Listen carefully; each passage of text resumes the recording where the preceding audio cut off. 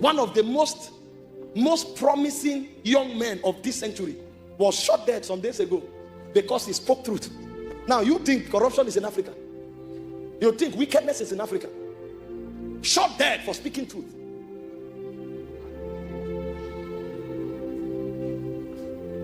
This is why men must rise that submit to Jesus. And when such men rise, the way you know it is that they have a slogan: if I perish, I perish.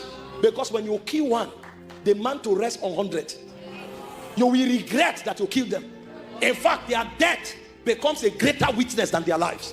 The young man that was killed lived for 31 years, but the witness of one day of his death is more than his 31 years life. Today, every part of the world has heard his message, and many have been converted. So the person who killed him facilitated his assignment on earth, because you can't kill the voice of a spirit.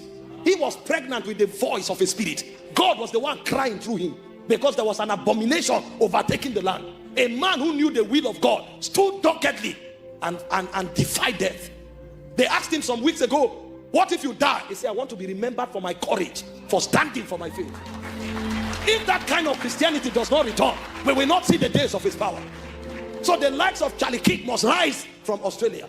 Men who are dogged in submitting to the will of God. If I perish, I perish. We lack such believers. Church is full, but you can't find men. May the Lord number you among the agents of his kingdom. I give you two examples of submission, and then we round up. Number one, Jesus himself modeled submission. Matthew 26 verse 40 to 42.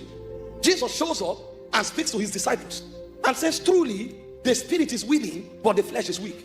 He said, pray that you fall not into temptation. And Jesus goes to pray, and Jesus prays after this manner. He said, Father, if it were possible, let this cup pass me by. He said, yet not my will, but thine. That's how kingdom works. You come to a point where you say, yes, Lord, you gave me free will as a man, but I choose to submit my will for your will.